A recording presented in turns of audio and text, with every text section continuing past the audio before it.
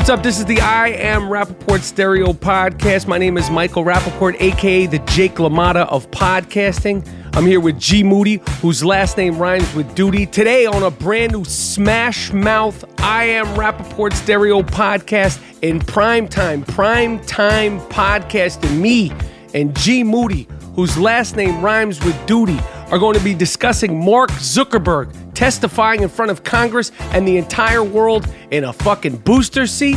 Sick fucks of the week. And we have special guest, NBA Finals MVP. The man goes by the name of Mr. Big Shot. My guy, Chauncey Billups, is rocking with us on the I Am Rapaport Stereo Podcast. We're talking about playing and beating the snot out of Kobe and Shaq with his Detroit Pistons bad boys. Rasheed Wallace raising Draymond Green. He talks about that. Realhousewives of Boston Drama. And so much more with the man that goes by the name of Mr. Big Shot, Chauncey Billups. Unedited, uncensored, incredible career. He ain't just an ESPN commentator. Chauncey Billups is rocking with us on the I Am Rapaport Stereo Podcast. But first, me and G. Moody in primetime, that's right, it's primetime podcasting, are going to do what we do best. All but us off I Am Rapaport Stereo Podcast, including the Sucker Shit Part 2. Sucker Shit version 2 t-shirt is out. districtlines.com/I Am Rapaport. Miles Jordan. Let me get something funky.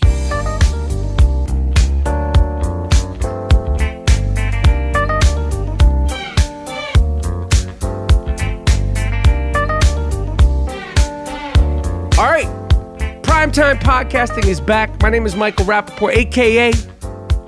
the Gringo Man Dingo. I'm here with G. Moody, whose last name rhymes with duty. Yep. 3-time podcast co-host of the year. That's a fact. How true. are you, Mr. Moody? My body is coming back. The aches are lessening. I feel good. I feel like I used to feel, and now I'm going to resume the getting in shape again. Oh, good. You feel like how you used to feel when you used to play basketball? Yeah. I just had to shock my body. So it was a lot of aches, soreness, because I haven't done that in years. But my body is jolted. The muscle memory, it remembers. Right, the muscle memory. And the muscle memory from back then, even in your prime when you weren't dunking. Oh, yeah, all right. I ain't going to say shit. We'll see. So like I said, on today's podcast, we got special guests later on in the show, Chauncey Billups. I love this dude. This dude. We're going to talk about how close he actually was to taking the front office job with the Cleveland Cavaliers this past summer. The defensive rules in today's NBA, is it soft? Is it not soft? Remember when the Detroit Pistons with him, Rasheed Wallace, Rip Hamilton, Tayshaun Prince, they beat the dog snot out of Kobe and Shaq and Phil Jackson's LA Lakers? We're talking about all that. Playing against Michael Jordan in his first game. In his first game in the NBA, Chauncey played against Michael Jordan. His second game in the NBA, played against Penny Hardaway in his prime. All right, so this is a fantastic episode with Mr. Big Shot. So, listen, we talked about this a couple of weeks ago. So my guy Mark Zuckerberg, this fucking nerd, we used to call these guys Eugenes, right? Uh-huh. Get the fuck in the back of the line, asshole. Like you'd give these guys little shove jobs, you know what I mean? Uh-huh. And now with all the computer and the tech and the Dungeons and Dragons and all the hacking and all that shit, these fucks have taken over the world. Okay, fine. You're smart. We're not. The joke's on me, Jack. The gig's up, right? We need these fucking nerds to figure out how to fix our computers and when our phones go down. We need these fucking nerds, right? Fine. Mm-hmm. You get your space, we get our space. We'll be out on the yard playing basketball and throwing the football around, and you guys fix the plumbing in the bathroom. This is how the mentality growing up in public schools in New York City, right? Okay, these fucking nerds. We got Stevie Jobs, my man Albert Einstein, fantastic nerd. Also, very unheralded, underrated stickman. Did you know that Albert Einstein was a freak? No, I didn't know that. Yo, Albert Einstein was one of the nastiest motherfuckers to ever do it. I mean, he was cheating on his wife. I think he had an affair with his cousin. He was freaking off. Okay, I mean, if you got quantum physics floating around in your head, you need an outlet, right? You need an outlet for something. Albert Einstein was a freaky nerd cocksucker with weird hair and a dope mustache. That being said, the hipsters, the nerds, they've got their own place. So Mark Zuckerberg, he creates Facebook. There's a movie written about him. We know the history. He doesn't need any introduction. Facebook, it seems like it might have been compromised during the election. People stole their information. I don't blame this nerd cocksucker. Me personally. I sincerely feel like the reason why they went to Facebook to get people's information is because it has the largest amount of users. It kills all the other platforms, Twitter, Instagram, Snapchat combined. Facebook has more people on there than those places combined. So I think that it wasn't just Facebook. I think that they went to Facebook because it has the most people. I said it a couple of weeks ago. I'm not quitting Facebook. If people want to find you in 2018, they could find you. If they want to find information on you, if you have a cell phone, you're done. If you have cable, you're done. If you're online, you're done. It's not just Facebook. Facebook is just the example being made, okay? This is just the place they went to do it. Right. Okay. A lot of people are quitting Facebook. This one's, I'm not participating. That's your loss, asshole. That's your fucking problem. They're like, I'm quitting Facebook. Why are you making a big deal about it? Just quit. Right. Just fucking quit. No. Sorry. Don't let the door hit you on the way out. You know what I mean? Like, I don't know why people want to announce they're quitting Facebook. Just quit Facebook. Everything isn't a protest. You're not that important. No one cares. You think you're hurting Mark Zuckerberg's pockets by using, I'm quitting Facebook. Mark Ziggity don't give a fuck about you, Duke. He doesn't care about you. So yesterday, everything came together, and Mark Zuckerberg, went to talk in front of Congress. He was very open. He looked very uncomfortable. He always seems very uncomfortable. The character that played him in the Facebook movie always looked uncomfortable. Okay? But he made a choice that I think will set back nerd and hipster culture forever. This goofy Dungeons and Dragons playing, computer hacking, science fiction book reading, Star Wars watching motherfucker testified in front of Congress and in the entire world, sitting there in a fucking booster seat. You fucking nerd, you dumb fucking nerd, you billionaire fucking dumb fuck. He sat there in a fucking booster seat on his own. He chose to sit there in front of the entire fucking world. Oh. One of the richest men in the fucking planet. It's not like he's a fucking little person. It's not like he's my man from Game of Thrones. What the fuck is the matter with you? He's short. He's not short.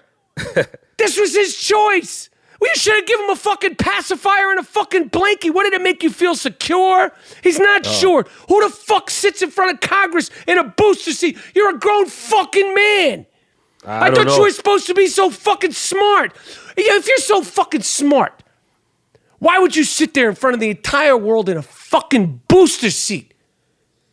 I don't know. Get the fuck to the back of the lunch line. Give me your fucking lunch money. Matter of fact, just go outside. Go play with the chalk.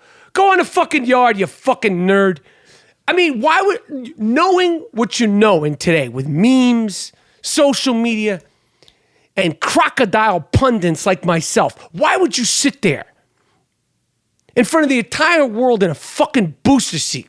Don't you got a best friend or a girlfriend or like a goon, somebody to tell you that's not a good look, Duke?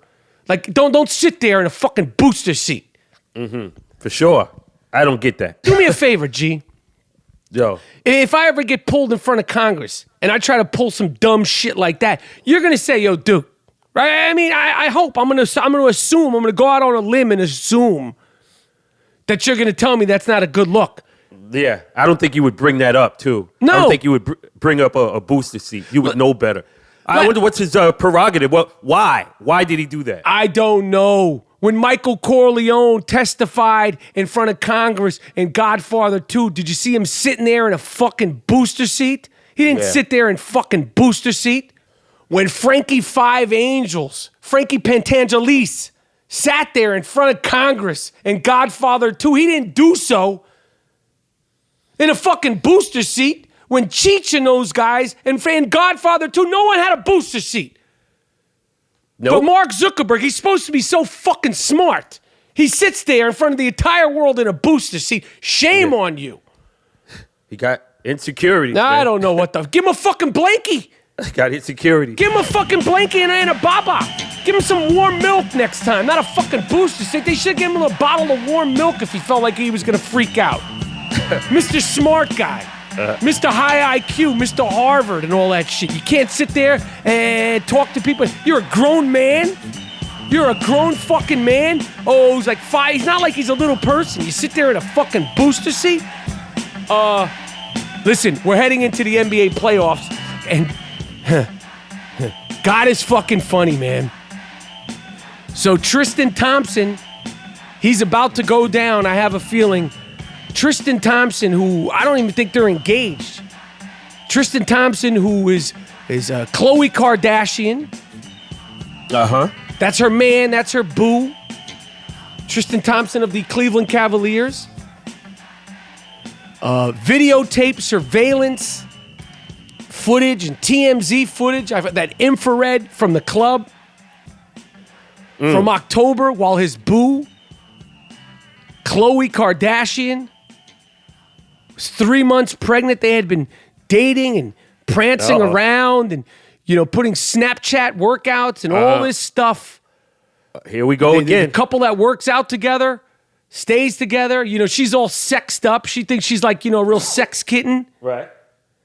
She's got that rubber tits and a rubber ass and all the fake hair and all that stuff and her revenge body and all that stuff. Well, Tristan Thompson was in a club a few months ago while his boo, Khloé Kardashian, was pregnant, kissing. Girl was grabbing on his pipe, grabbing on his loaf in the club, making out 2 or 3 girls right there for the entire world to see. And I was thinking about this. The Kardashians have not lost. They have not lost. I was really thinking about this in pre-production. Because we don't fact check at the I AM Rapaport Stereo podcast. I know there's new listeners. There are new listeners every episode. Welcome. Glad to have you here. Everything we say is off the cuff. We are not fact checking anything. Okay? Which means we may or may not be held accountable for every single thing we say. I don't know why I started talking about fact checking, Monetti. Me neither. But I will say this. Caitlyn Jenner, the artist formerly known an athlete and decathlete, formerly known as Bruce Jenner. I wanted to remind people just how big of a star, what a huge accomplishment. Do you think in our lifetime, Gerald, there's a couple of things we'll never see. We're never going to see a Jewish power forward starting for an NBA team in our life. That's never going to happen. There might be some outlier Jew, who's got some, fantastic genetics, who makes it to the NBA. And I'm not talking about an Israeli Jew, because there's plenty of them. I'm not talking about a European Jew. I'm talking about an American Jew, born and raised in the United States, like myself. Like myself, a real American Jew. Not that the other Jews aren't real. I'm saying an American born and bred Jew. Like, let's just say, for instance, a Long Island Jew. I can't see myself living long enough to see a 6'10" power forward from Lawrence, Long Island, starting in the NBA. You agree? Yeah. But so what? If you own it, just go with me. Just stay with me here, okay. You fuck. Stay with me here, you fuck. I'm making a point. Go ahead. And the other thing we're probably never going to see is an American white dude with a hairy chest, good looking, thick brown hair, 6'4", American, pure American, decathlete, white decathlete, win an Olympic gold medal the way Bruce Jenner did. Bruce Jenner was out there beating Africans. Bruce Jenner was kicking people's ass from all over the country. He was the greatest athlete in the entire world, and now he's a woman. He's a fucking woman. We forget that in 1976, he was the biggest star going.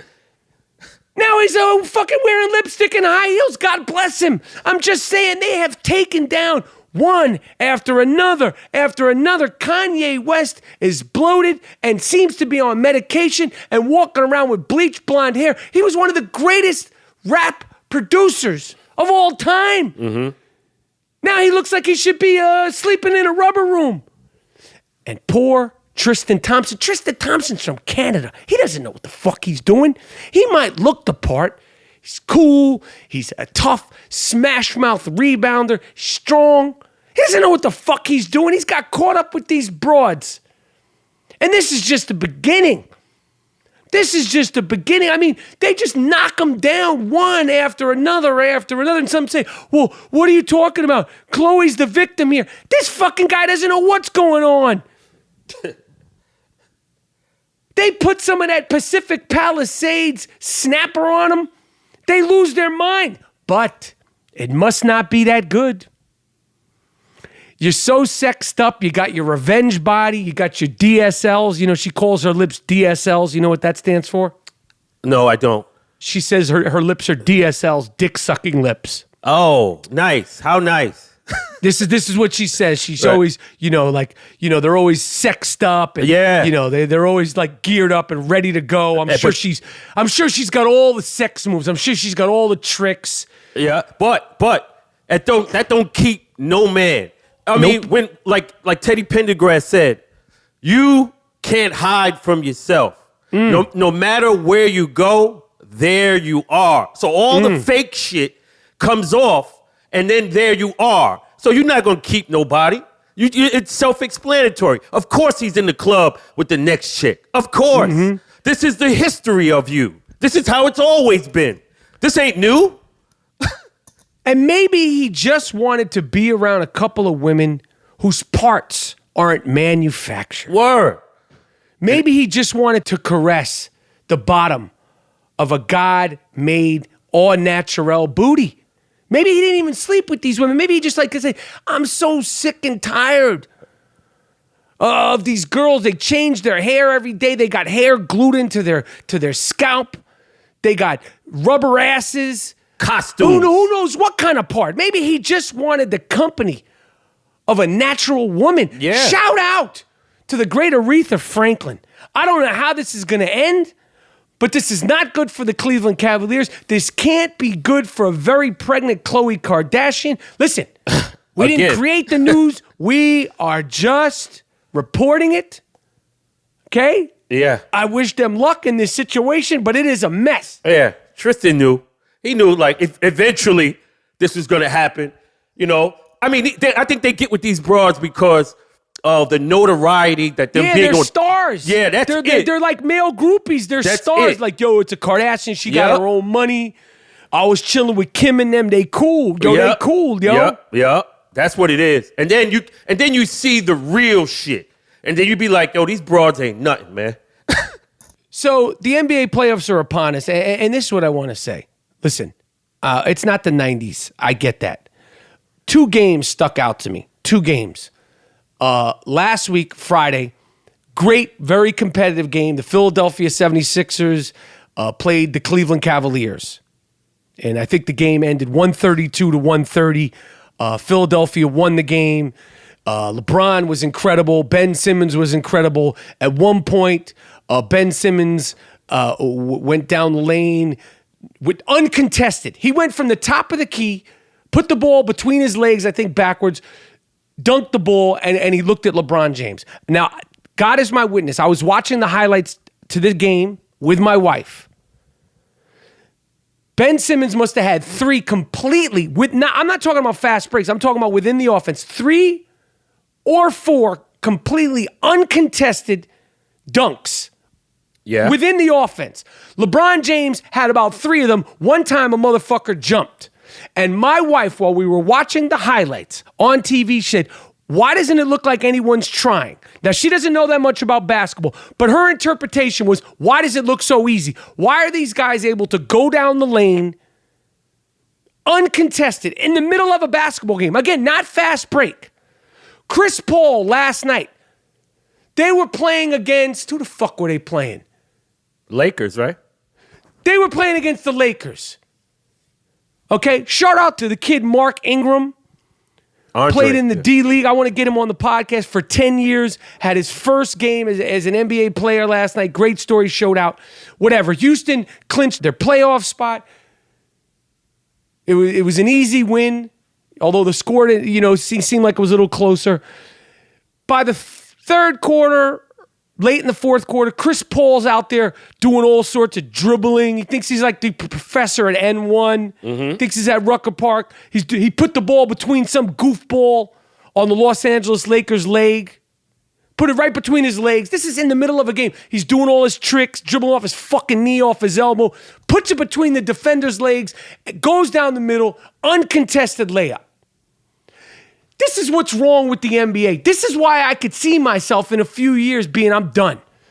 I'm not saying you gotta karate kick Chuck Norris, Chris Paul, but at least tie him up. At least wrap him up. Mm-hmm. At least give him a little shoulder bump. I'm not saying do anything dirty. I love Chris Paul. I'm not saying do anything to get you a technical, but foul him. How about just foul him? How about just slap his wrist? Yeah. How about slap his arm? You're not just going to come down the lane and with no resistance whatsoever. The guy just put the ball through your center's legs. Mm-hmm. He doing Harlem Globetrotter, skip to my Lou bullshit. And you're not going to do anything? Ben Simmons put the ball between the back of his legs, not the front. He went back to front, came down the middle, dunking. Nothing. There's no pride. No pride, no resistance. I don't understand. I really, truly don't. I will say this with pride, Gerald. One of my last games that I played, it was one of these city games. It was a friend of ours. His company played, it was one of these after work leagues. Mm-hmm. I fouled out in the first half. The first fucking half I fouled out of the game. These guys were beating our ass. I'm out of shape. They're up 17, 18 points. You come down the lane. You hear this? This is what you hear when you come down the lane on me. Listen. I'm smacking you on the arm. I'm not getting into a fight with a guy. Right. I'm not saying you got to fucking give the guy a forearm shiver, but we're losing 17 points. My lateral foot movement has never been great. Right. You gotta try to stop the bleeding. Yeah, it ain't easy. It's not fun in games when you're getting blown out and guys can't just come down the lane. I understand, but that's the way the NBA legislated the league. They're responsible for the guys dancing and doing the hucklebuck on the sidelines. They are responsible for that overall jovial atmosphere that cheapens the game for the fans. I think it does cheapen the game. I think Chris Paul dribbling the ball between an opponent's legs and not getting bumped or tied up, wrapped up. Again, I'm not saying throw him to the ground. Yeah. Wrap him up, foul him. Right. Yeah. Do something, resist, have some fucking pride. Like, yo, you ain't doing that shit. This ain't a summer league. This ain't a clinic. You ain't it's like some camp with 12-year-olds. Exactly. Like in the culture of basketball, on any level, you start doing that shit, trying to show up the other players. Your teammates is supposed to come and clothesline that motherfucker just to let him know, yo, we getting blown, but it ain't like that. It ain't no Harlem Globetrotter shit, yo. Crazy. I can't believe that no one does that. Like, nobody. And again, I just don't get it. I just don't understand it. Growing up, if we saw Ralph Sampson and Akeem dancing with each other as Dick Stockton called them out of the tunnel, I don't think I would like basketball as much as I do. Because it's like, what are they doing? Are they dancing? What the fuck? This is game 7. That type of shit I frown upon with hoops, man. I don't like all that dancing on the sidelines and shit. I don't like that. All right, listen. I've been getting so many sick fuck of the week requests. Okay, people, I feel like a DJ at a club. Yo, can you play this song? Can you play that song? I appreciate it. Send them to me. DM me. Instagram. Snapchat. Facebook. Twitter. If you see a sick fuck of the week, a potential sick fuck of the week, send it on over. Also, you can email us. I am Rapaport podcast at gmail.com. Complaints, confusion, sick fucks, request, anything you want. I am Rapaport podcast at gmail.com. Okay, but because the people are participating so much in the sick fuck of the week culture, what I'm gonna do today, G, is I'm gonna break down 3 of the sickest sick fucks. Okay? All right. 3 of the sickest sick fucks. And I'm gonna let the people decide who today's sickest sick fuck of this primetime podcast episode of the I Am Rapaport Stereo podcast is. Miles Jordan, let me hear that music. This award is earned, not given. It's called the Sick Fuck of the Week. This guy's really sick. Lock him up. How could you do it? Don't let him out. Damn. You fucked the dog? You what? You fucked the dog? Why would you fuck the dog? Why would you fuck your girlfriend's dog? What? Sick fuck. The sick fuck of the week. It's earned. Earned. Not given. You did. What? No. No. No! Yes, that's the sick fuck of the week theme music, crafted and created by the great G. Moody, whose last name rhymes with duty. The sick fuck of the week is an award that is earned, not given. Is an award that is earned, not given. Again, I am going to pick just 3 socially sick fucks, and I am going to post it on Instagram,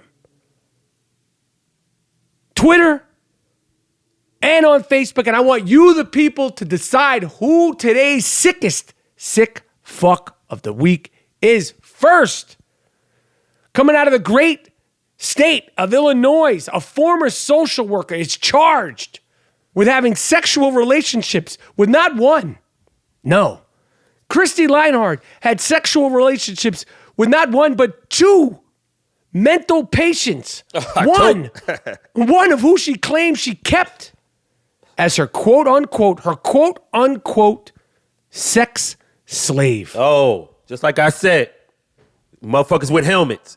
Imagine your wife fucking with a guy with a helmet. That's her man. I mean, I heard of fetishes, but golly, Christy. Yeah. Christy Leinhardt, 53 years old. She had 2 sexual relationships. She's a social worker. Oh. This is a person who's a social worker. She's there for social care. The help of society. Social. Yeah. Social. The word comes from society. Social. She's supposed to be helping people. She's socializing. Yeah, you're not supposed to have them locked up and tied up as sex slaves against their will. Christy Leinhardt, she's going to be hard to beat, okay? And when you look at the picture of Christy Leinhardt, Gerald, yeah, take a guess what she looks like. Let me take a wild guess. Just go out on a limb. Take a wild guess. I don't know. Fill me in. A sick fuck. Christy Leinhardt looks like a sick fuck. Number 2. The second sickest fuck of the week. A man was hospitalized, got his ass beat in Northern California. And I'm glad he got his ass beat. This is what you're supposed to get when you try to do some grimy shit like this. At a California park, a man tried to grab a toddler. A sick fuck tried to kidnap a toddler. He was beaten brutally, as he should be, by the girl's father. Good. Congratulations. Matter of fact, this guy, talk about statues, the father of this girl, he should get a statue. No charges dropped. He shouldn't pay for a meal in his neighborhood for the rest of his life. And this sick fuck who was hospitalized, lock him to the fucking bed in the hospital that he's staying at, send him to prison, and get him revved up and lined up for that Wonder Bread bag treatment. Yeah. That guy's a hero. The guy is a hero. That's what you're supposed to do. The courts, you stay out of it. This is a vigilante street justice. Yeah, you can't be good. He beat him up. That's what's you're supposed to be visibly beaten up after that. Yeah. And then when the cops get there, they should give you a little kick in the dick. Right. Finally, the third sick fuck of the week. And I got to be honest with you, Gerald. Alana Marie Limpert, that's her name, Alana Marie Limpert, 25 years old. Yeah. Normally when I say, well, do you know what Alana Marie Limpert looks like? Yeah. She don't look like a sick fuck. She's actually kind of cute. Right. But she's in Arizona. You know, Arizona, it's like New Mexico. For some reason, these really hot states, they have drug problems. This mom was arrested after her toddler ate THC-laced macaroni and cheese. This sick fuck had prepared herself some macaroni and cheese. You know, people like to cook with the marijuana in it.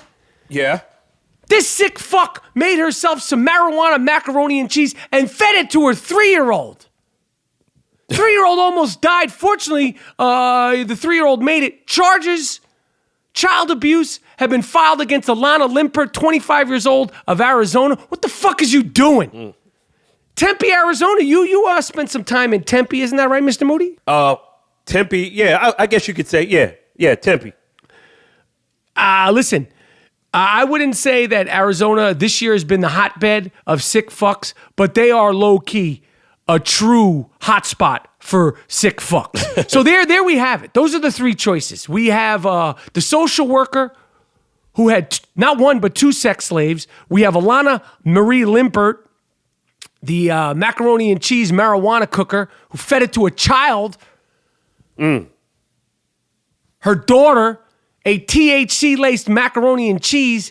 And we have the sick fuck in Northern California who is now hospitalized and being treated for injuries that he suffered while trying to kidnap a girl out of a park. These are the choices of the sick fucks of the week. I also want to say, this isn't a sick fuck of the week, but be careful, guys. Be careful, girls. In the United Kingdom, and I'm sure it'll make its way over here, doctors are calling it the worst ever case of gonorrhea. They're calling it super gonorrhea. Oh, yeah. Oh, man. I heard the about medical world said, we warned you, but you didn't listen. There is a super gonorrhea going around the United Kingdom. You think it's all fun and games when you're going raw dog without a bag.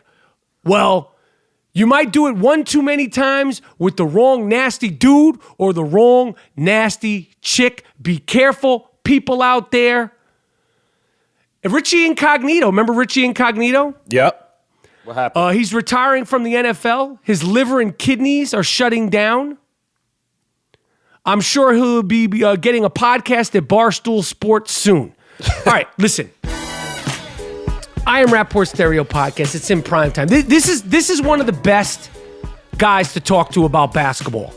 Okay? Sincerely, I consider him sort of a friend. My guy Chauncey Billups. Good dude, smart dude, talk shit, cool.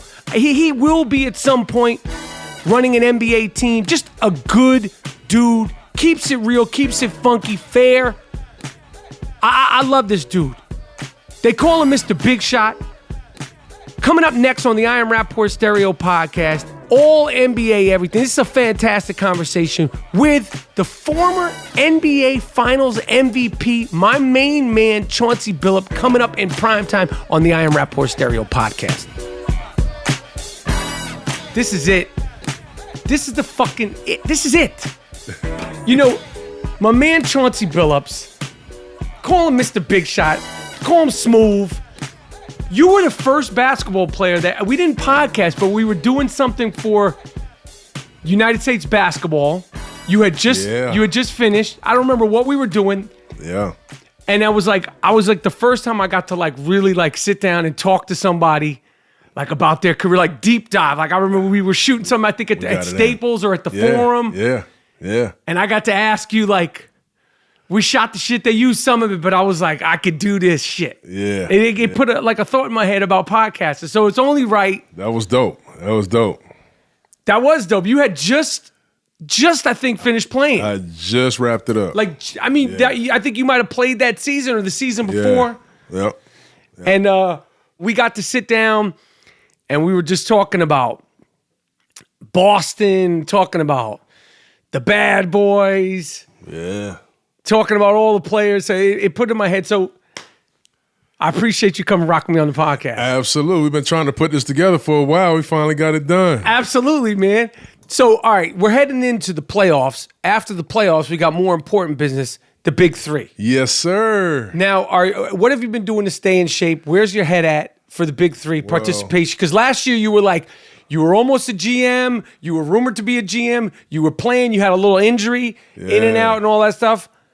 Have you been staying in shape? I was banged up last year, but I had a hell of a time. This year, I plan on playing for sure.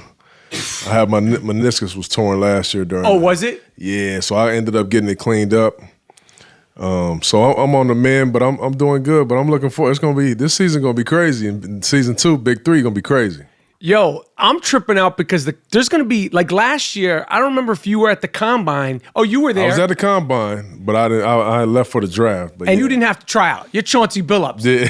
But like this year, like there's 19 spots. A lot of real dudes are not going to get picked on teams. It's going to be some tough decisions made this year, man. It's going to be some tough decisions. Because I'm thinking, for real, it's probably going to be between 80 to 90 players I already at heard the Combine. That. And 19 spots. Man. And these are 80 former pros who saw it last year. A lot of the dudes are younger than some of the dudes who came out last year. Yeah. No one knew what to expect last year. Yep. Some dudes hadn't played ball. I was in better shape than some of the dudes. There was a couple of dudes like I was in better shape. And then some dudes were ready. Some dudes it was interesting. It was very interesting. But this year, I can guarantee you, it's not going to be a lot of people show up to that Combine out of shape, bro. No, they know. They want in. They know. They want in, I'm telling you. And it was, the thing that I got to see from being around the players, and when guys retire, you always hear it in every sport. I miss the guys. I miss the locker room. Yeah. For that 1, 2, 3 days over the long weekends, seeing you guys have that, I understood when players say that now. Like, just like you guys having that stuff, like, the camaraderie. And that's the thing. That's the thing. And people ask me all the time, as long with everybody else that's retired, is do you miss playing? No, I don't miss playing, but I miss being around the guys. I miss the locker room. I miss this. Now, playing is, you can just go play. I can go to any gym and just play. Obviously, the competition level will be different, but it's the laughing and joking and teasing and playing cards and that locker room feel that when it's over, that's the one thing you miss. And that's what the big 3, it fills that void for everybody. That's what I noticed. So last year during the big 3, it was Chauncey Billups is going to become a GM. Now, in hindsight, first of all, I'll say this for you. You missed the boat. Like, you did the Keanu Reeves Matrix because Cleveland is, who knows what's going to happen, but how close were you to really taking a job last summer in the way that you could share it? You know what I mean? Because I don't want to put you on, the spot. And I'm not trying to rook you like my man Fizdale. Well, look, man, it was good to be in a discussion. I got a long history with Dan Gilbert going back to my Detroit days. So I was elated that he seen me in that, in those lenses, as a president of his team, to run the basketball operations department. That's something that I do have a desire to do at some point. I wasn't chasing it last year, nor am I chasing it now. It's just one of those things that I just feel like when it's time, it'll happen. Who knows if that's 2 years from now, 4 years from now? Who knows? Right. But when it's time, it will happen. But it was a good exercise. It was good to go through the interview. I learned a lot, in interviewing for that. There's a lot that I don't know because I was just on the hoop side, not the business side of it. So there's a lot to it, Rap, that that I was happy to get the experience of going through it. When you do that interview, like obviously basketball, you understand that, and that's like you speak that like you breathe, like you sweat. Yeah. But when you say what you learned, and there's a lot to it, what were some of the questions or the thoughts that were put in your head that you'll know next time you have more prepared, or you have an understanding, or what they're expecting from a potential GM? Well, if you what you're doing is, to me, you know, and I've seen it done the right way, I've seen it done the wrong way. With GMs? With running a team, with putting different personnel together. I've seen it both ways. As a player? As a player. So when you're talking about GMing, I mean, I think the first thing that you have to establish, anybody, and you take over a team, is what's going to be your identity. What kind of culture are you trying to set? And what does that mean? And that means, so identity. So you look at the top 4 or 5 teams in the league, all the good teams, they have an identity for the most part, or just a special talent. You look at San Antonio, even though they're struggling this year, they have an identity. They're gonna move the basketball. They're gonna play the right way. They're gonna share it. They're gonna share the rock. You know, they have an identity every single time. Right. You look at Houston right now. Their whole thing is they're gonna get up and down. They're gonna outscore you. You know, the Warriors, they play unselfish. They got a lot of guys that, you know, that are multi-talented, they can switch pick and rolls. Like, their identity is they're going to play hard defensively, but they're going to have fun on offense. You know, all these teams really kind of have an identity. So when you're taking a team over, you got to establish and say, okay, who are we going to be? And when you establish that and you say, okay, these are the kind of guys I like, these kind of players I want to go after, tough-minded, whatever it is your identity will be, only then is when you can start to build your team. I got you. You know what I'm saying? I got you. So you have to obviously have your way of thinking, and when you go in there and sit across the table from one of the owners. So do you think, is it like you said, it might be a few years, you want the right situation, because obviously, you know, when you do it, you want it to be something you do. You don't want to dip in and dip out. Like Fizdale, who I got to meet. I love this fucking guy. He's working his whole life, the head coach. It's the wrong situation, the wrong thing. I don't even know what the fuck happened, but it was like, this wasn't right. Yeah. This was some bullshit. Somebody did some bullshit here. You know, and like his story was so fascinating to me, and it's not finished. It's like, I didn't fucking come this way to be fucking ousted the first couple of weeks of the fucking season. The fuck is this shit? Yeah. You know, and obviously coach and GM is different. So can you imagine seeing, because I'll tell you this, I remember when I first did sit down with you, now you had just finished retiring. You had just retired. You were like, I definitely don't want to coach. Yeah. You know, I'm probably just, you know, like I think you said, I got my money, I'm good, I might do broadcast. I mean, you had, you know, things change. And now you're like, you know, I mean, this is like a stressful job, GM. Like, do you actually see yourself like doing it? Is it something that you want to do? It is. And look, I've never really had a desire to coach. Right. I felt like I was kind of a coach on the floor. That's totally different. But do I think I could do a good job? Sure, I do. I know what it takes to be a good coach, just from playing from some great ones, for some great ones. But the front office thing is more my personality. It's more me. You speak of the Fizdale situation, I would like to be in a position to run a team, hire a coach that I know works for what we are doing and our culture and our identity. Then you don't have those kind of mix-ups, you know. If you hire a guy that's not right, or you're not connected to, or you're doing, let's just say, because everybody knows it, the triangle, you want the triangle, and he wants it. Once those things are out of sync, is there fixing it? Or is it like, this is like almost like, it's like you're getting married to that coach. Yes, like indeed. you guys are in a relationship. Yes, indeed. And it's either going to end with, we're going to keep going, or we're getting divorced. Yeah. Or somebody's walking away with the money. Well, and to your point, Rap, if you know you're a triangle, you're Phil Jackson, and you want a guy to run a triangle, well, you go get a guy that you know has run it. Right. You don't go get a guy that is running up and down, Jeff Hornacek in Phoenix, and they're running up and down, scoring 115 points a game, pick and roll, cut, pass, boom, and then say, you know what, Jeff, I want you to come here and I want you to implement that triangle offense. Well, that's not fair to him, because one, he doesn't necessarily know it to teach it, nor does he really necessarily believe in it. Right. So that's not fair to him, but then he ends up getting canned. Right. Because, you know what I mean? Yeah, At some point. So you have to be on the same page. You got to be on the same accord, man. Okay, so Cleveland specifically, this Ty Lue situation. Now, you don't want to see anybody. It don't matter if Game 7, Game 1, All-Star. Nothing is more important than your health. Absolutely.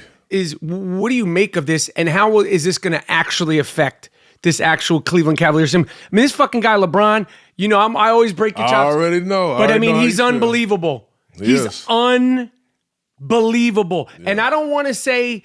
It's hard to say who's better, because I look at basketball players like it's a team sport. It's better teams. But this dude's career might be the best career. Yeah.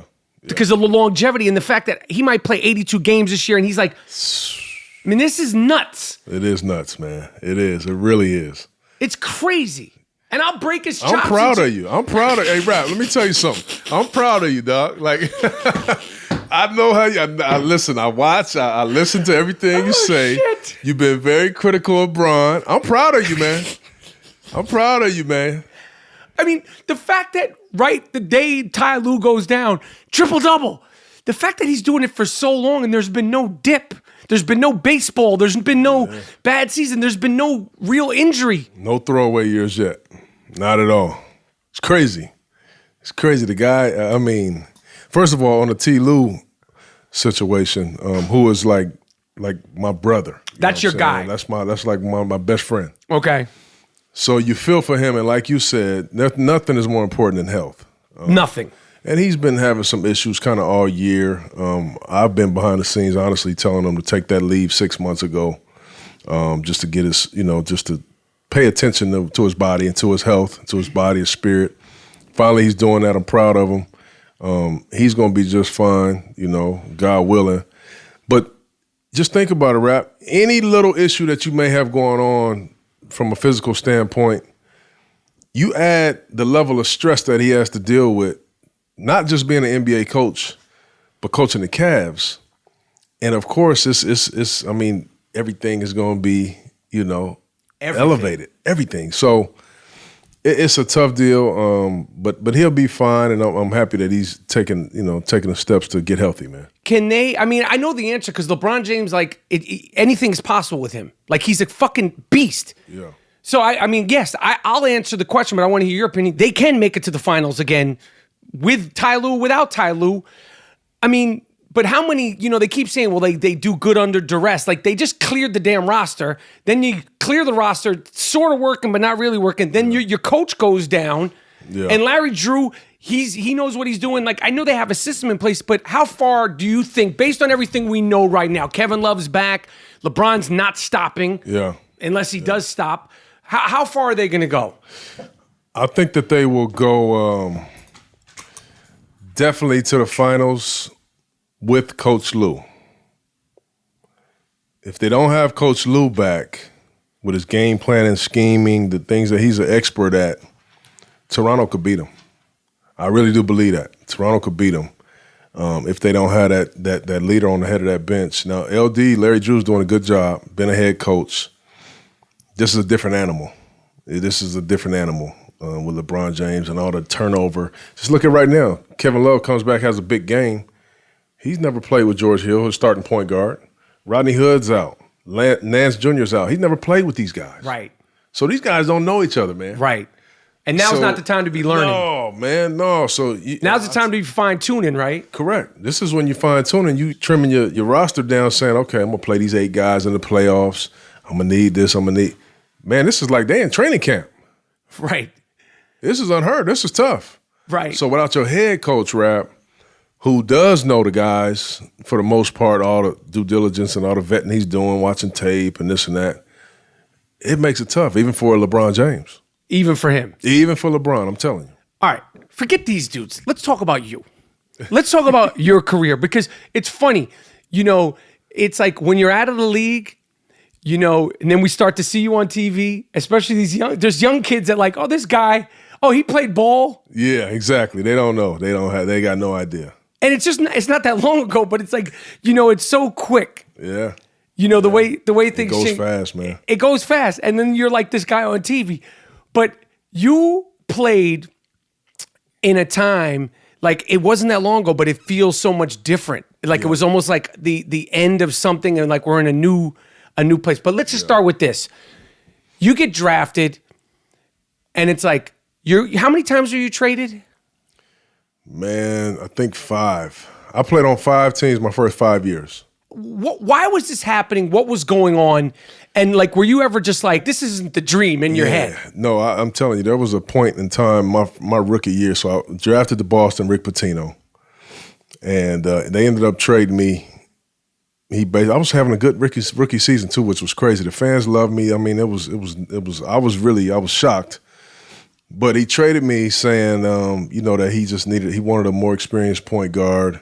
There's pressure on him to make the playoffs. And he traded me for Kenny Anderson, which I get. Kenny A was a bad boy. Right. And, Pitino with the New York thing, I mean, who wouldn't want to coach Kenny? So, all right, now it's business that I'm like, damn, this is supposed to be a basketball. This is business for real? I thought it was, so I learned a lot. Did you know, like, with the first time you got traded, do you find out the day of, or like, do you hear mumblings? I found out. This is pre-internet too. Well, first of all, I heard rumblings the day I got drafted. Oh, shit. So I was the 3rd pick. Ron Mercer was the 6th pick. They supposedly had a deal together to send us both to Chicago for Pippen. Pippen was thinking about whatever. So from day one, as soon as I put that hat on, it was like, man, like they probably gonna trade him to such and such, and it went on until I hadn't even played a game. I haven't practiced yet. So that was weird. But man, I'm telling you, there was a point in my rookie year where I was just like, man, I should have stayed in school, man. This the league? Like I've been all my life praying for this. And I'm cool. I wish I would have stayed in school. I had more fun playing in college, you know what I mean? Right. But man, like to their Pitino and all of those teams, to their defense, Rap, like I just wasn't ready, man. You know what I mean? I wasn't ready. Like I had some good games and stuff, but to run a team at the point guard position, especially a team that's hoping to make the playoffs, I just wasn't ready, bro. Did you know that then, or like in hindsight, you based on everything you know now and that you gathered as an MVP? Yeah, my rookie year and probably my first 2 years, no, I didn't know that because I'm looking at guys that was drafted right around me. I feel like I'm better than us. They get the ball in their hands. They get to go ball out. So I felt I didn't get that same opportunity, but I was put into different situations. But it didn't take me long to figure out, Chauncey, you just got to go back to the drawing board, man. Like, you can't get your game off like you was. Like, these dudes are better, Took me about 3 years for that. Went to the lab, and things just kind of, my luck and things just kind of changed for me. But yeah, it was a tough little stretch for a second. Did you start doubting yourself? I never doubted myself because I was always a hard worker. But one thing changed, at some point you got to change from just working hard to working smart. Meaning? So I could be in the gym. You said what it meant. Well, I could be in the gym for 3 hours, right? And I could be working on pull-up jumper or this. Well, those are things that I can already do. I got you. Now, if I'm working smart, I'm working on some things that I've been struggling at. I got you. You know what I'm saying? So I can be in there for an hour and a half now working smart. As opposed to 3 hours, I'm doing things that I've been doing since I was 8. I already know I can shoot. I got you. So just things like that changed that ended up making me a better player. I got you. When you think back to your rookie season, your first season in Boston, you're a kid. What was your first moment of like, I'm in the NBA, yo, It was very quick. First game, Rap, played against Michael Jordan. Go ahead. The first game was hilarious. We played against Michael Jordan and the Bulls, our first game. And I was coming off the bench at the time. Came in, played really well, but there was a funny time, man. It was a funny time during the game. So, the team is shooting, Rodman or one of those guys shooting a free throw. The guards line up behind the three-point line. So it's Steve Kerr, myself, MJ, Ron Mercer. So the whole time, I can't stop looking at MJ.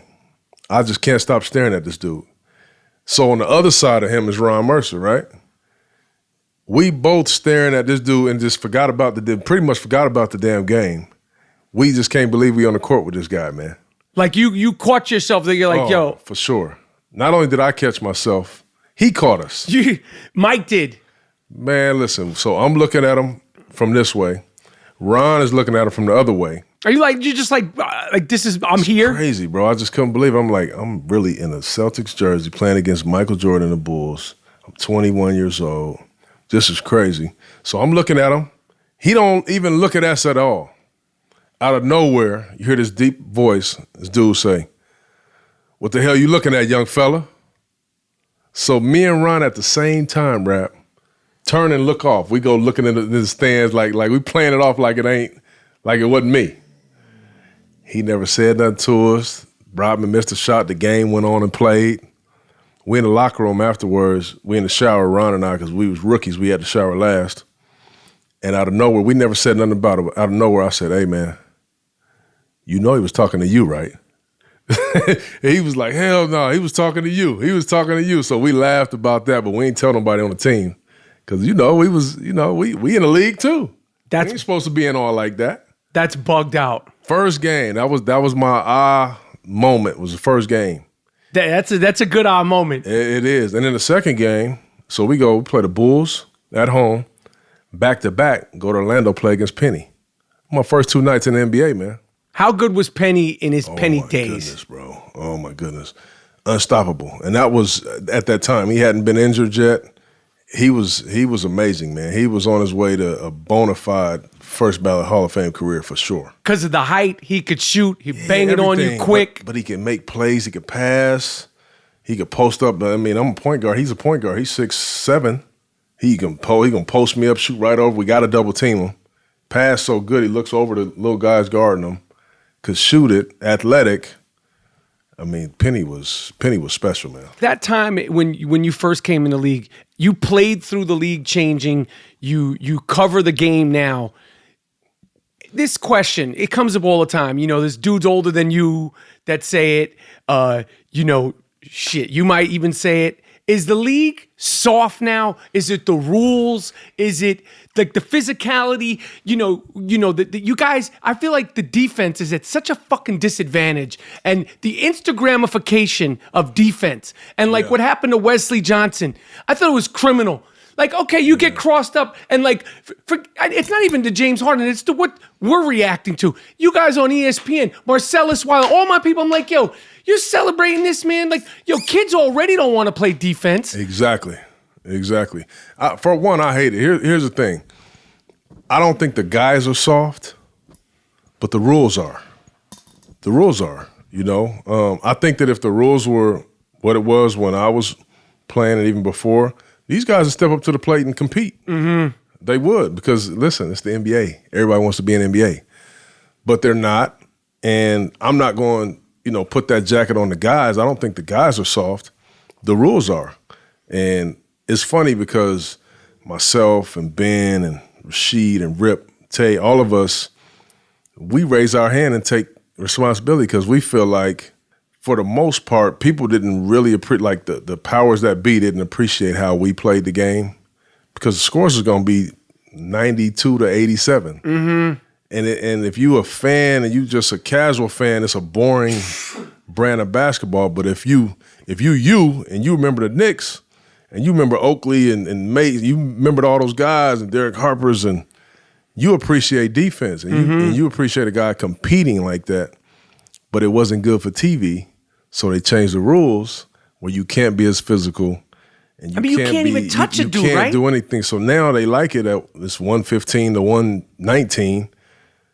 But the brand of basketball, I think, has suffered a little bit because of the competitiveness, in my opinion. Do you think there's a way to have a happy medium where it's I know it gets tighter during the playoffs, thank God, but I'm like, and as much as I love to see dudes get crossed up, and as much as I see the 3 points, sometimes, Golden State is my favorite team, outside of my Knicks. I love watching them, and it's gorgeous when it's happening. But sometimes I'm like, put the ball in the paint. I'm just enough with the damn threes. And Steph is my dude. Durant is my dude. I love watching him, but I'm like, what is this shit? I mean, big men, they don't even need a back to the basket game. You literally can be 7 feet and not have a drop step move and play very productive basketball in the NBA. It's insane to me. Absolutely. It's a lot of those guys, by the way. I mean, that's... They literally can't play with their back to the basket. Yeah. And it's the rules. Like I said, to me, it's the rules, because if you had somebody teaching them that, because that's where we're going to throw you the ball at on the block, and you got a smaller guy, that's the move that you need, sure, they'll do it. These guys are talented as heck, man. You know, they'll do it. Right. But why do it if you're not going to need it? I got you. You know. Do you think there's a way to have, if you could make a rule, you're in a GM position, you could one day be the commissioner of the NBA. This might not even be something you ever thought of. But like, if you were to say right now, like a way to split it where it's like, give the defenders some leverage. Like, they can't do shit. It's not fair. Like, right now, you can't put your hand on a whistle, right? You can't, yes. So it's basically like when you see these guys going off balance, it's because they're off balance because they have nothing to hold on to. You got Kyrie Irving doing Michael Jackson moves. Man, no way in the world you can guard him. There's no way to guard him. Because you got to hold on to something, right? So you don't fall. You have to. You know, it's funny that you say that, because our game and the international game, like USA basketball and things like that, with me have played so much of that, it is so different. Like USA basketball and the internet, it is so physical. International. Ooh, man. More physical than USA now. Oh, it's not even close. And wasn't it before the opposite? Absolutely. Right now, they let you compete. You can hand check. Guy come through the paint, you chucking them. Like, it is really physical, man. And I wish that we were a little more towards that, as being a little more physical defensively. Split it down the middle a little bit. Split it down the middle. But, you know, and again, the game, to me, the game wouldn't suffer because the guys will just have to get better. And the guys will just have to train differently. Mm-hmm. I remember training like I wanted to be the strongest point guard in the league because I needed it. I didn't want guys checking me and knocking me off balance, and I'm going. You were conscious of that. Yeah, I'm going in there getting hit and falling, and no, I wanted to be strong. Now there's no reason to be that strong. Why it's just gonna slow you down. Now you want to be fast and lean and get up and down and be able to go. I mean, it's different, man. It's just different. When you mentioned, you know, it's funny. I saw. I was talking about coming on the pod, and yesterday, and literally we were texting you like, I'm down. I went in my car. I'm driving up La Cienega. I see this big, tall motherfucker. I'm like, I know that's got to be a ball player. I'm way up. Rasheed. Oh yeah. And I was like, Rasheed. You know, and he's like, what's up? When you think about that time, like that's like one of these iconic teams. Obviously, it was Detroit, so you had the bad boys before you guys. Yeah. But you guys really sort of embraced this mentality. It was down and dirty, fun team, personalities, intangible dudes. You know, Tayshaun, Rip had the mask. You're Mr. Big Shot. You're chilling. And Rasheed's just like, you know, this guy who's sort of like, you know, one of the original sort of stretch 5 guys. Yes, indeed. You guys bust the Lakers' ass. I'm going to be honest. Maybe I wasn't paying attention. I didn't see that shit coming. Yeah, you wasn't paying attention. You and the rest of the world. When you look back on that team, what made that team click? Like, what was the makeup of that team? Man, you know what? You talk about a whole bunch of guys at that time in their career that were all kind of thrown away from different teams, different situations, with the exception of Tayshaun, who was drafted in Detroit. All of us were just kind of like throwaways, man. And we were at an age and stage where it was like, we could really do something, you know, but we got to do it together. Like, none of us are good enough to carry the team by ourselves. We're past that. However, together, and we all had a defensive mindset, we cared about each other, bro. Like, we cared, and we took pride in playing and stopping teams, period. Most people take pride in outscoring or dunking on a guy or crossing a guy or getting 40 we took pride in stopping you. And that's where, you know, and we embodied really what the spirit of Detroit is. Right. As a city. We embodied that. You were the reincarnation of those earlier Detroit absolutely. teams. And we looked up to those guys with Zeke and Joe D, obviously, who led us at the time, and Mahorn, and we looked up to them, and Lambeer, like, we looked up to them, man, and we was like, we need to be like that. That's who we need to be like. And we did, like, and the city got behind us, the fans, we had the best fans in the world, and I just feel like when you're in a city like that, if you can embody what the city is about, you'll get more fan participation, even if you're not winning, but you laying on the line every night, man. Right. You giving it all you got. They're gonna support you, you know. And we had a magical run, man. When you think about, I mean, you guys, that series has been scrutinized, talked about. You know, it's almost a shame because the way it's sort of looked back historically, sometimes it's like, well, Detroit didn't beat the Lakers imploded. I mean, you guys bust their ass. 5-game sweep. 5-game sweep. 5-game sweep. Call that a gentleman's sweep. It's just a small gentleman's sweep. That's all. We'll give you one. Yeah. So you don't lose too much But sleep. you're going to work for that, too. You got to go into overtime to get that one. Right. But it's cool. You got it. When people say, like, well, they screwed up, the Lakers imploded, I don't know, Kobe quit, the team quit on Kobe, whatever the fuck they say. Everybody says everything about everything. Yeah. You know, it's kind of sucks because it takes away from the fact that you guys bust their ass. Yeah. Well, we it don't take away for us, but here's what we figured, man. Like, everybody knew the whole Kobe and Shaq thing. The times that they had been to the finals, Shaq has always wanted to get the MVP. Kobe, we knew, really wanted to kill us, you know. And so what we did is we played into their own psyche. We wanted Kobe and Shaq to be mad. So what we do. You were conscious of this. Absolutely. We play Shaq head up. We can't guard Shaq, man. Ben Wallace is one of the greatest ever, but head up, we can't guard him. He's just too big. So we saying, Ben, play him head up. He going to get 30. That's fine. But we going to wear his butt out. We going to make him come run out here in these pick and rolls. He going to get his 30. But we're going to double team Kobe. We ain't going to let Kobe get his 30 or 40. Because both of them getting that, we in trouble. Play him head up. He going to be taking twos all day and dunking the ball. That's fine. We living with that. Double Kobe, don't let him get going. Knowing as the series goes on, Kobe knows he's struggling. He knows he's getting doubled, but Shaq is killing. That ain't going to play too well in the locker room. You guys were conscious of that. Oh, come on, man. We playing into all that. We playing into all that. That's what our game plan was. We playing into all of that, for sure. Rasheed Wallace is like one of these guys, like, I love this dude. I love them. His whole career is nuts, you know, in his game and all his Philly and talk about, you know, I mean, I don't think he could play in the league at this time because the amount of shit talking he did. Absolutely not. I mean, he would be broke. It'd be over. He could. I mean, Draymond Green is a church mouse compared to. I mean, Rasheed, when he was with the Port, he was fucking gone. First of all, where do you think Draymond got it from? He was pretty much our ball boy. He's from Saginaw. Was he around all the time? So him, Jordan Dumars, who was Joe's son, best friends. They around the team every day, all day. I didn't know we raised Draymond. Keep it going. That's my son. We raised him. I love this. We on a group chat all the time. Him and me, is Draymond, myself, Ben, Rip, She. We on a group chat arguing whose teams are better. Listen, right now, today, we raised him. Where do you think he got it from? He get it from Rasheed.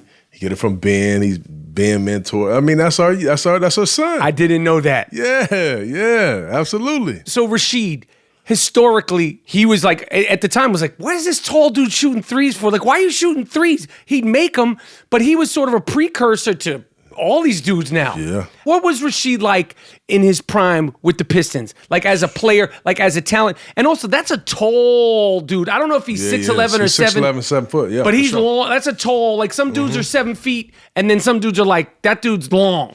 I tell you what, we were a really good team, man. A really good team. But when we got Sheed, we became a great team. Why? Defensively, obviously Ben Wallace was amazing, but Ben was very quiet. He's a quiet, kind of shy dude. So his leadership style and his work is just going to be on his effort. Sheed now is very vocal. So he became the voice that you hear on the back line of the defense. He's calling screens out for me all the way. If I'm picking up past half court, he's calling out their plays. He's so smart, super, super duper smart. He's calling their plays out. Oh, he's coming off. He's going to get the pick. He's quarterbacking all of that. That's on the defensive end. Could guard pick and rolls. We could switch up. You know, there's so much we could do. He allowed us to do defensively. And then offensively, it gave me a pick and pop guy. Any mistake that you make with me and Sheed in the pick and roll, we're going to make you pay. Mm-hmm. But not only that, say Rip is not rolling, say I'm not playing well, you can always throw the ball on the block to Rasheed, slow the game down. He gonna get a bucket or a foul. He just changed everything about us when we got Sheed. He was that good, and he was so unselfish, too unselfish, where I would have to make him. I would literally have to, man, we would all have to like cuss Sheed out and say, I'm throwing it in, don't throw it back to me. I don't care how many people come, get a bucket. He played the right way. Oh, man, she was so underappreciated as a player. I agree. Because he was so nutty. Yeah. You know, and he would talk so much shit in the text, and sometimes he'd be like, yo, nothing's going on. Like, what are you doing? like, do you want to go to sleep? Or you want to, like, did you not TiVo the show? Like, are you trying to get to, like, a Broadway play? Like, do you not just, you shouldn't have came. Yeah. But his style of play was like, it was ahead of its time. It was. And he had really the whole package down. Everything. She was the kind of dude, man, it's so funny. I tell people this. They be like, huh? She's the kind of dude, if we lose in June in the Eastern Conference Finals, she wouldn't pick up a basketball until training camp started. Everybody working for 2-3 months in the summer. She'd show up. He ain't touched the ball since the last season. He's just a natural, like he just Man, he would be out of shape, but he's still so skilled. So it's going to take Sheed 2 months to get into the shape that we need him in at the start of the season. But we already knew. Once we get him there, we good. Sheed, you just be Sheed. We all right. We'll handle it. When you talk about this team, there's such a fondness, and like I remember I saw you last year in Golden State with Rasheed, and like you guys are connected at the hip. You do the show with my man Pierce. I love Paul Pierce. I love Garnett. Give me some insight. What the fuck is going on with these Celtics and Ray Allen and Rajon Rondo? And like, listen, it's not a good look for any of them. Yeah. I don't know. Okay, he went to Miami. I didn't like it. This is not my thing. And just because it was Miami, but I'm like, this has got to stop. Yeah. It's not a good look for the NBA. Like it's like some Real Housewives of Boston. It's like, okay, they had their little thing. You know, KG gets his number retired. Paul Pierce, they don't even.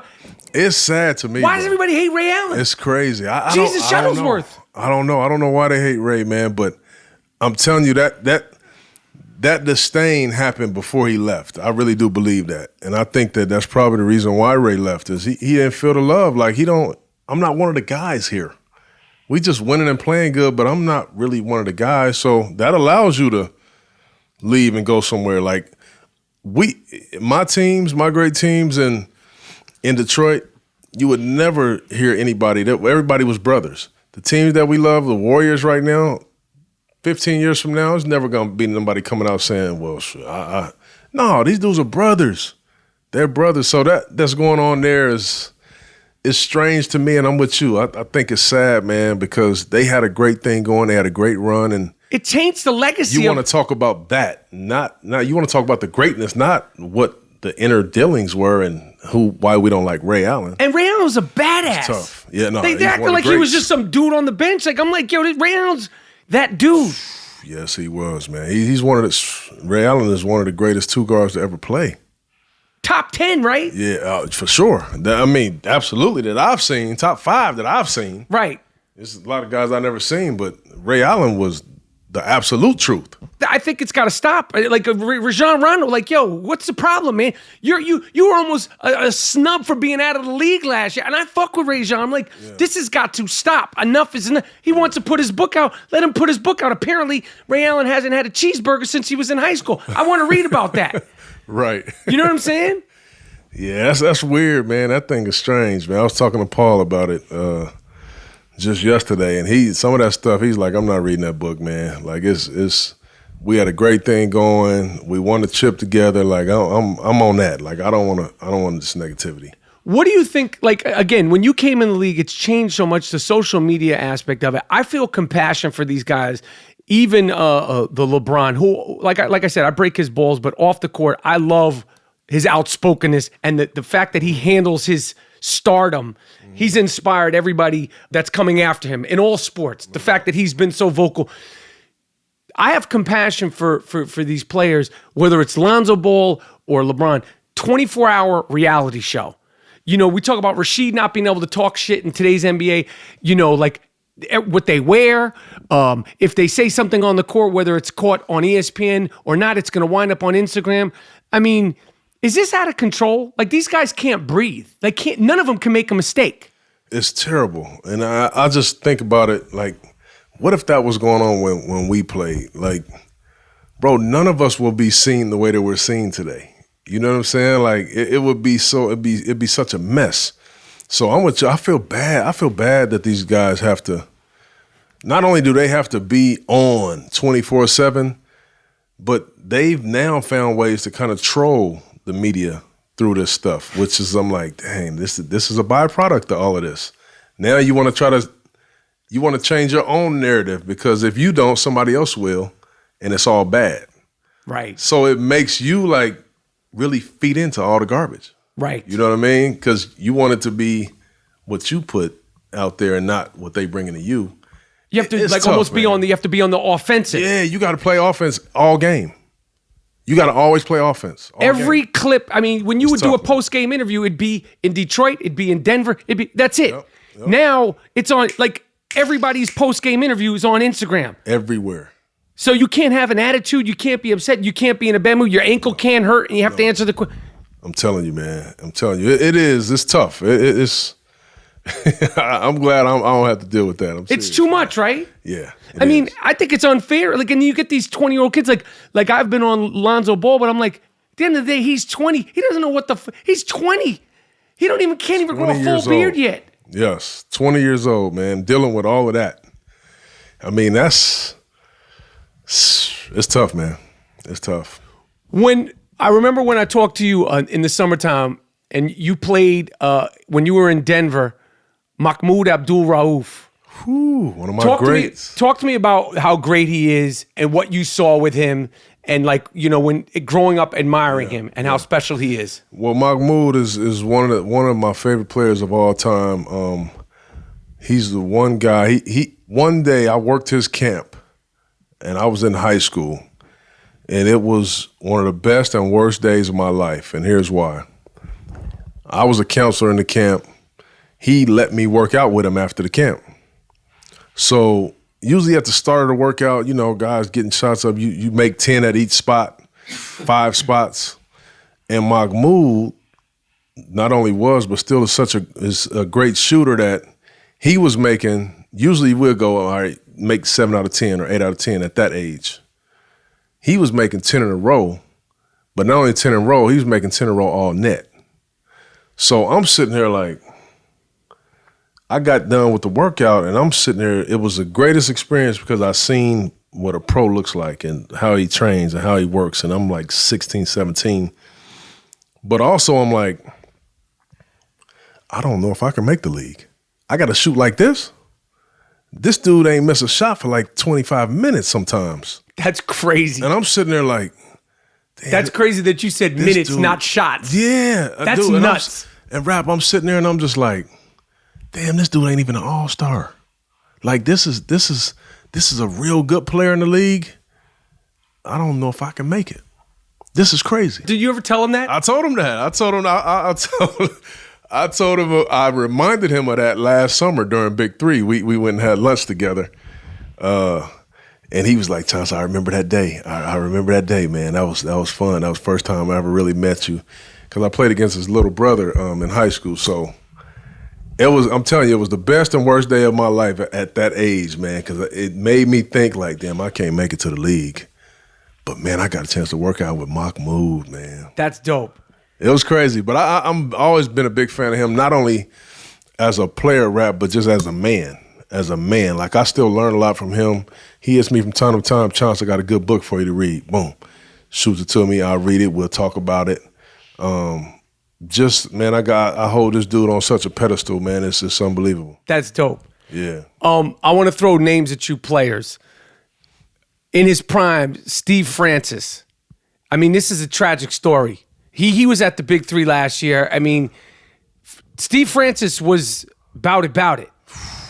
He had a good run, man. How good was Steve Francis? Steve Francis was unbelievable. I mean, he had a run there for 4 or 5 years where, I mean, you talk about all these triple doubles and this and like that was franchise. That was franchise. I mean, he was on his way, in my opinion, to a Hall of Fame career. There's no question about it. I mean, obviously, since he's been out of the league, you hear all this stuff. But when somebody who's that talented, like he had this run of this 4 or 5 years, he's killing it. I remember I saw him in that dunk contest. Obviously, Vince Carter, he overshadowed everybody. But Francis was like, his dunks in that dunk, it would have won any other dunk contest. Listen, I think that was the best dunk contest ever. Right. Ever. Vince shut it down, but what Mac and Francis they would have both won any other year. Steve Francis would like that. I mean, it's like you think about like these little things that would change the course of his stuff. Yeah, yep, that's true. Steve Nash in his prime. Like this is another dude, like Waterbug dude. Like he had a ooh-ah factor because number one, he's a white dude doing wild shit. But he sort of like started these off leg, left hand putting up with the right. Like he did whatever he needed to do to get the ball in. Steph Curry, you could see he was influenced by it. Kyrie took it to a whole other level. Yeah. How much of a problem was he to guard? Ooh, Steve, man. I can't sit here and say that he was underappreciated because he's 2-time MVP. But Steve Nash was cold, man. Why? He was cold because he was so smart. Not many times I played against a guy on the other side that was thinking like I was thinking, that was as smart as me. But he was, and I was funny. I was just talking about the kid Trae Young today on TV. But Stevie did a thing that was very, very important to his success. He was able to pass the ball with his left hand on target in pick and rolls under duress, and that right there opened up so much for not only for him, for Stoudemire, for Matrix, but it made the offense go so smooth, and there was no real way to guard him. You can't trap him; he's getting rid of it too quick. You get back up off him, he can shoot.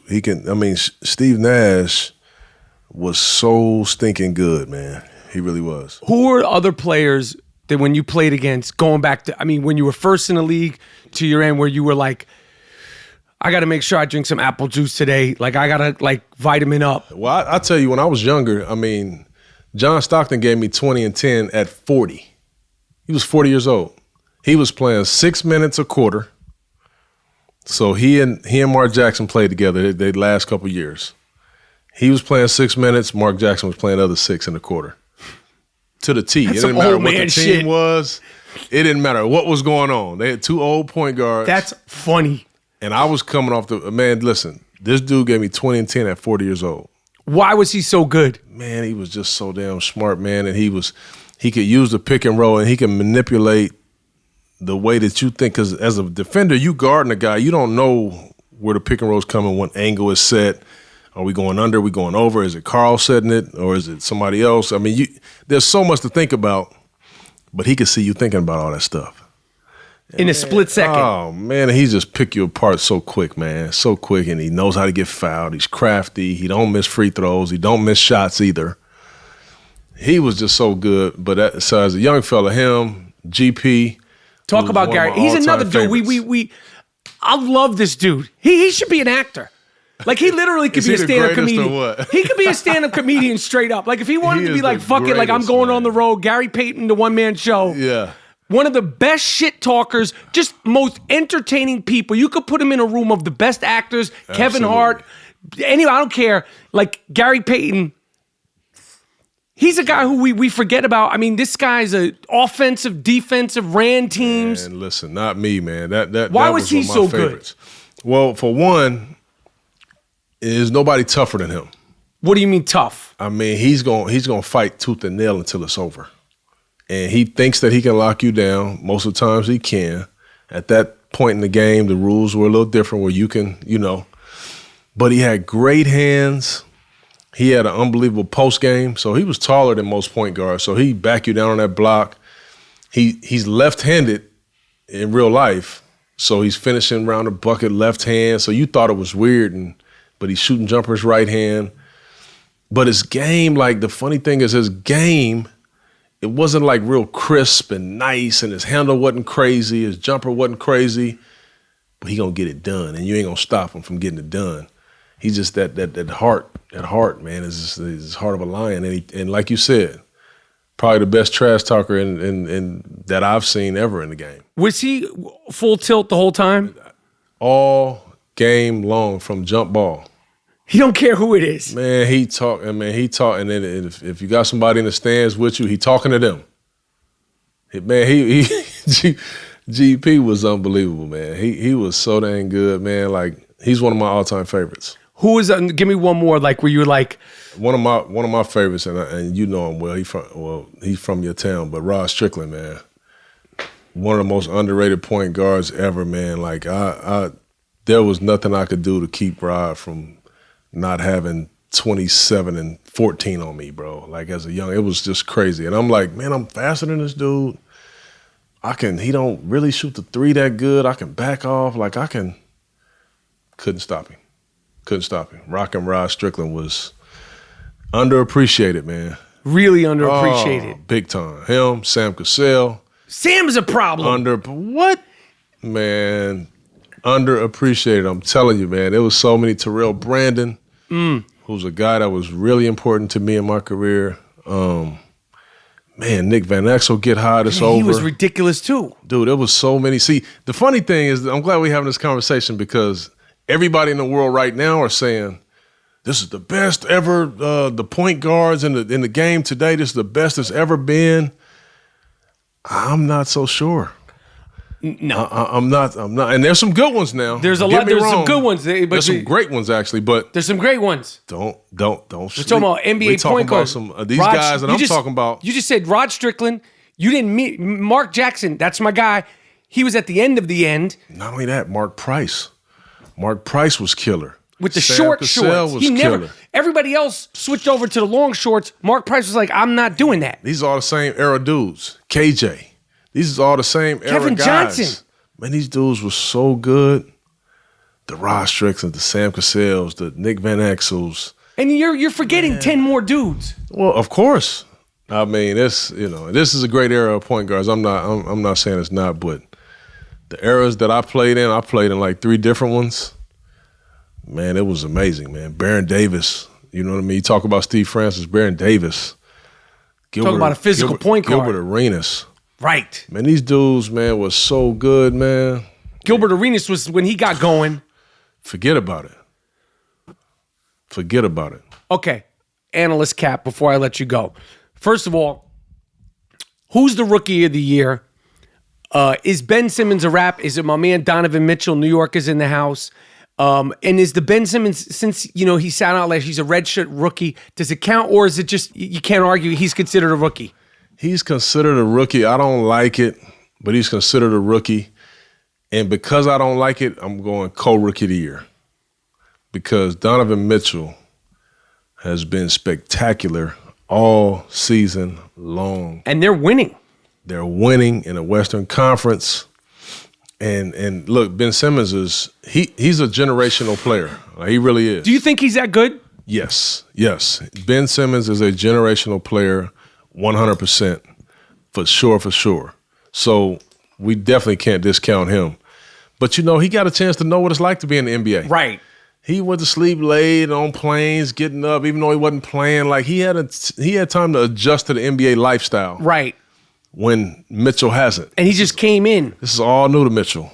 So I'm going co-rookie of the year, even though, listen, this boy Simmons, he'll probably have a better career, all around, obviously, than Donovan Mitchell. He's a better player. Right. And he's so versatile. Come on, man. The kid it's amazing. But I got to give some love to Donovan Mitchell, man. That's amazing what he's doing. College basketball, is there, like, next season, and I don't know how much of it you get to watch because you're immersed in NBA, your family, and, like, taking a breath. Is there anybody coming out that's going to, like, be like that guy? Because I feel like whether they're that guy or not that guy, the press and the media are going to make, like sure. Last year's Summer League was like, they were literally acting like it was the beginning. I'm like, this is the Summer League. Right. Like, I said it, and I want to hear your opinion on this. I said this, and people said I was nuts. If they took the best of the big 3 guys last summer, okay, and they knew, we got to get in shape, we really took the best, you guys could figure it out. You guys know who's the best, sure. You know who's in shape, and you took the Summer League All-Stars. Oh, come on, man. That would be easy, man. You guys would bust their ass? It's easy. That's easy. real, right? Oh, easy. It's not even close. Now, people are like, oh, you're crazy, Chauncey. You just had a meniscus. Steven Jackson. Like, I believe it too. No. Well, here's the thing. Those young guys are really good, really athletic, but there's a lot they don't know about basketball that we know. A lot. And just alone, I done forgot more basketball than these guys never been taught. So just on that alone, and now you talking about guys, we're in shape? Right. Oh, it's not even close. You'll bust their ass. It's not even close. All right, so I believe that too. Yes. I was like, I don't see it happen because like this, like there's no defense in the NBA, but there's really no defense in the NBA Summer League. Exactly. I mean, I was like, we're having some really misinformation here. Like you guys are getting sold wolf tickets if you think this is going to translate in a couple of months. And then you got to think they're playing against guys that haven't played the NBA. It's my Gardner. Yeah. They're playing my Gardner. My Gardner played Summer League. He's a great guy. He's a better Gardner. He played Summer League last year. He had 11 points. He had 21 points. I mean, he's a great dude. Listen, it was not even close. Who is going to be the NBA Rookie of the Year next year? In college? Well, look, man, there's some good ones, Rap. There's some good ones, man. DeAndre Ayton, that kid is a monster. He's going to be nice. I really like Bagley. Trae Young's game will translate to the NBA. Will it translate? Yeah. I mean, we talked about this. The physicality of the league is not what it once was. Right. So having a high skill level and a high basketball IQ and can stretch the D, right, is going to be huge. It's going to be huge. I like to see him in New York City. I like to see him be a Knick. I'm not even going to lie to you. Man, it's a lot of pressure, man, being a New York Knick, man. Well, that's going to be for anybody, but when you got a guy, he's fearless, man. And I'm telling you. He had that crowd up and down. He'll have the crowd going. I'm telling you. But anyway, so those three guys are good. I like the Sexton kid. Okay.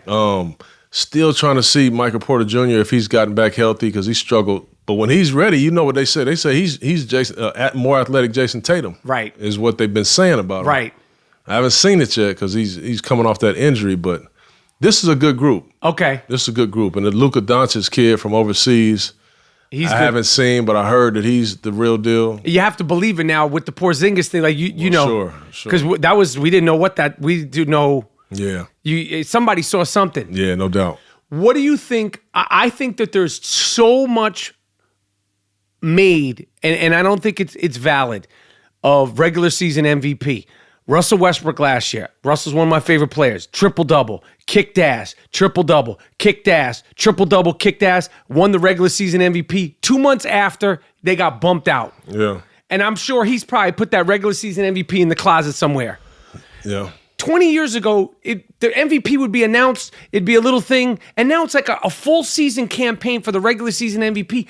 And they give the award out after the season's over. And I'm like, 99, like James Harden, great season, probably going to be MVP. Yeah, he will be. Although LeBron James, if you took him out of there, the Cleveland Cavaliers become the Orlando Magic. So in my opinion, he's the MVP. Right. Because they literally would be, that team would fold.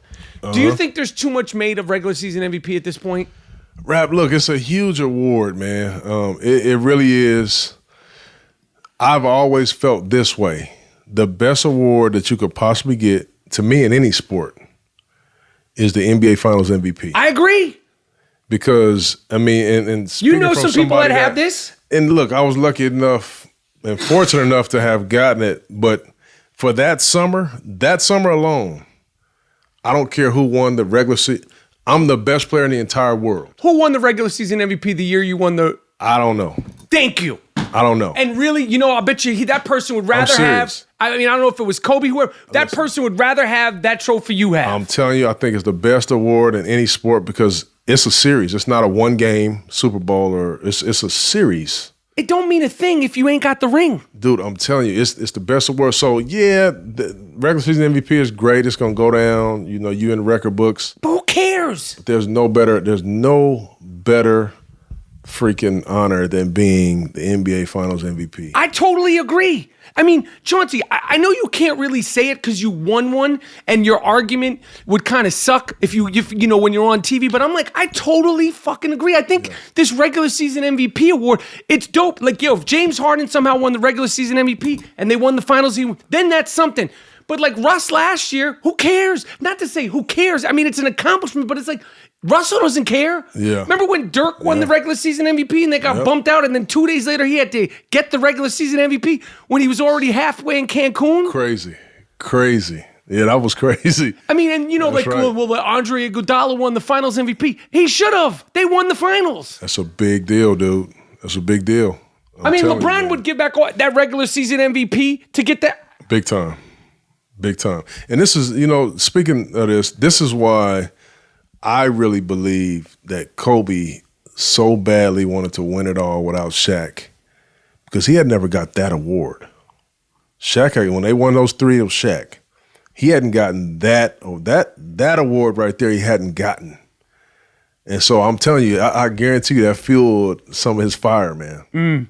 All right. Based on everything we know, and hopefully everybody's healthy, hopefully Ty Lue is back healthy, and hopefully everybody's fingers, thumbs, and Klay Thompson this, and Kevin Durant's ribs, and whatever the heck's going on with other players, based on everything we know, who are going to be the two teams remaining in the West, who are going to be the two teams remaining in the East, and who is going to walk away with the jewelry when we get to June? Well, I think it's pretty simple in the West. It's going to be Houston, and it's going to be Golden State. And who wins that if everybody's amped Everybody's healthy. I still think the Warriors win it. And here's why. I think when you really break down the game, Houston does a lot of pick and rolling, right? They're going to pick and roll, try to get an advantage, boom, kick it to the three. If they don't, they ISO. Well, the lineup that the Warriors put in the game is you never get an advantage on the pick and roll because they switch everything. So they make you play ISO basketball, and their defense is too good. You can't beat them ISO basketball. Is their defense underrated? Yes, absolutely. Because they take you out of so much of your stuff, and albeit maybe undersized in the paint, they're so good that they make you play undersized. They make you adjust. They don't let you have a big guy out there, because if they do, guess what? Oh, they got the big. Bring him up here in this pick and roll. It's a Steph. Now he done scored 2-3 times. Boom, let's get him out of here. So they really dictate the way that you're going to play. And now that you're this height, now we switch everything. Now we got no missing. We're good. So they're just good, man. And I really like Houston, to be honest with you. And there's no guy in the league that I want to win more than Chris Paul. First it was KD because he hadn't got over the hump. I was happy he won it. Chris Paul's another guy who I play with who is just a warrior, man. Like, he's a scrappy little joker, and I really would like to see him win.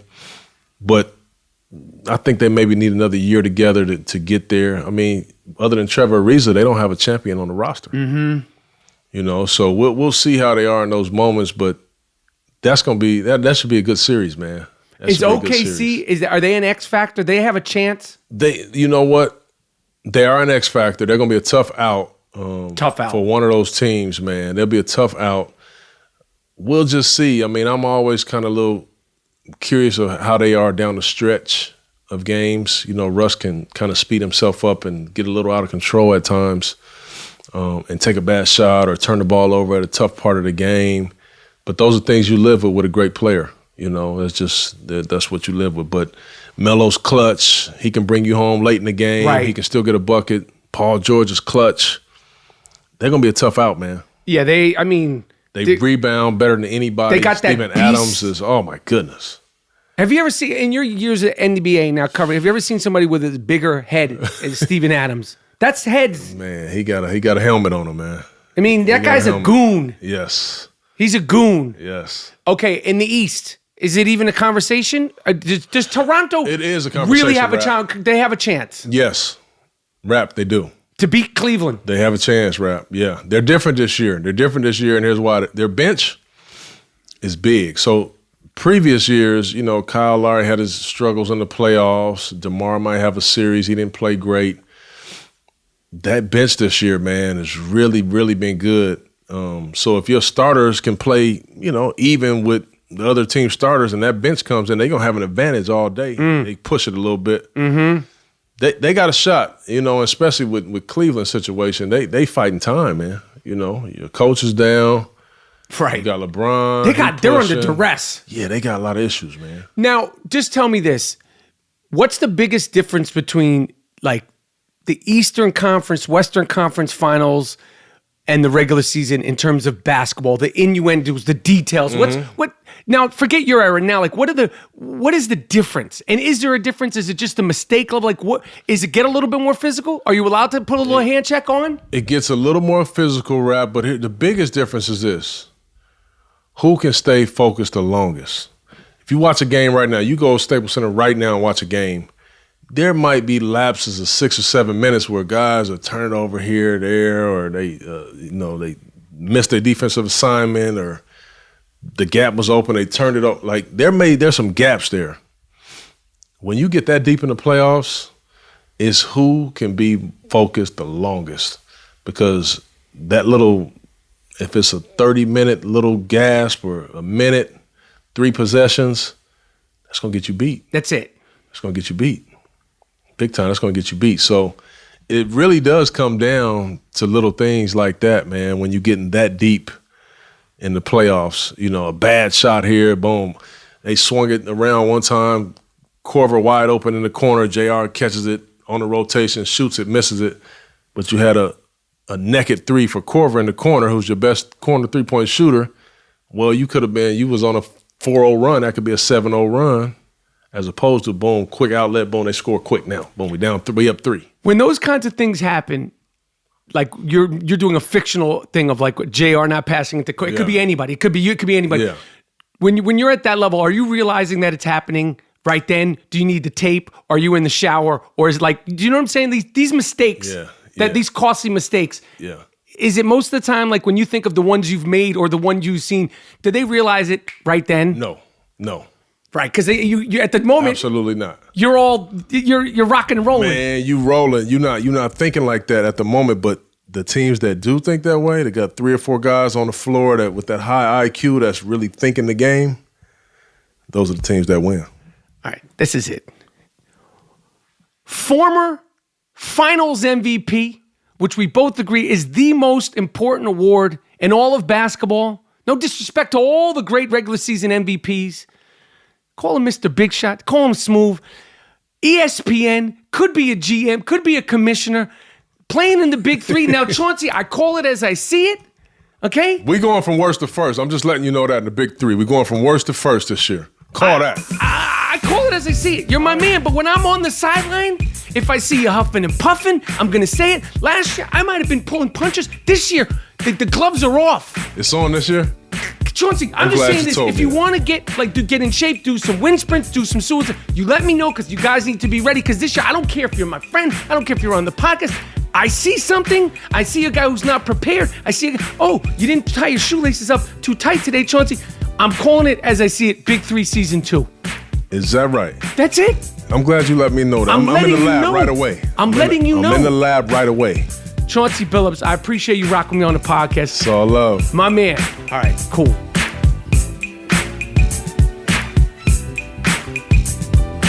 All right, Chauncey Billups, Mr. Big Shot, a.k.a. Smooth.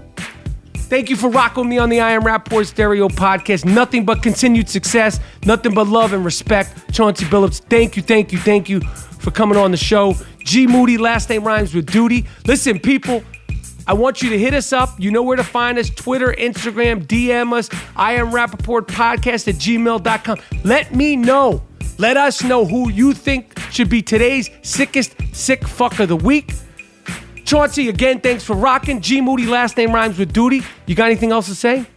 No, that's it, man. You did all the talking.